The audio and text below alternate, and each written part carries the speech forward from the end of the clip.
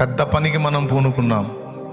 అమ్మో శత్రువు ఏమన్నా చేస్తాడేమో అని భయపడటానికి దాస్యపాత్మను పొందామా, దత్తపుత్రాత్మను పొందాం. నాన్నకు చెప్దాం సమస్తం, నాన్నకు అప్పచెప్దాం.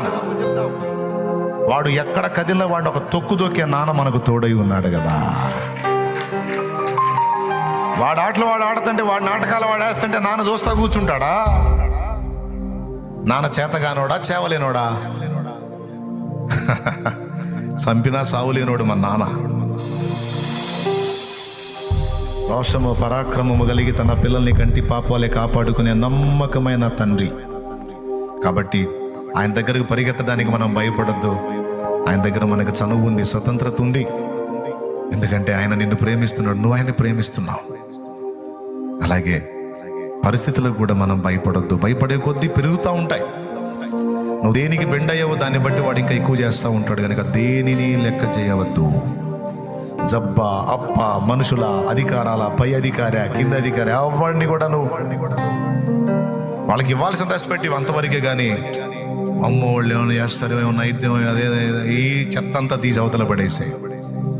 దేవుణ్ణి గౌరవించు, దైవజనుల్ని గౌరవించు, పరిచారకుల్ని గౌరవించు, భర్తని గౌరవించు, భార్యను ప్రేమించు, తల్లిదండ్రులను గౌరవించు, వారికి విధేయత చూపు.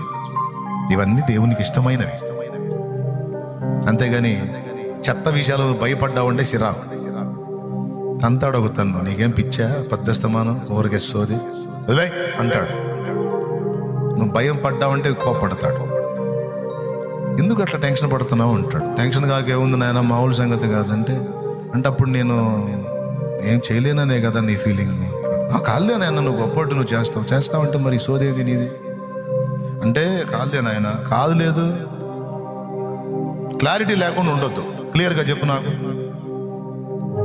దేవుడు అడుగుతున్నాడు, చెప్పండి నన్ను నమ్ముతున్నావా లేదా? నమ్ముతున్నావా?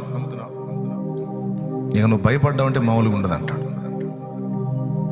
నీకు అర్థమైతే స్తోత్రం చెప్పుకొని ఇక ధైర్యంగా ముందుకు సాగు. ఈ నూతన సంవత్సర శుభారంభంలో సమస్తము సమకూర్చి నీ మేలు కొరకు జరిగించే బంగారు తండ్రి నీకున్నాడు, నమ్మకమైన అయ్యమనుకున్నాడు నాయన. కాబట్టి ఆయన వైపు చూస్తూ ధైర్యంగా ముందుకు సాగు. సంతోషంగా సంతోషంగా సంతోషంగా విజయోత్సవంతో, ఉల్లాసముతో, ఉత్సాహముతో, నూతన ఆనందముతో, క్రొత్త తైలముతో నింపబడి హ్యాపీ న్యూ ఇయర్ చెప్పుకోవటం కాదు, నీ లైఫ్లో ఈ సంవత్సరం అంతా చూపించు. ఓ దేవుని కృప నీకు నాకు మనందరికీ తోడై ఉండును గాక.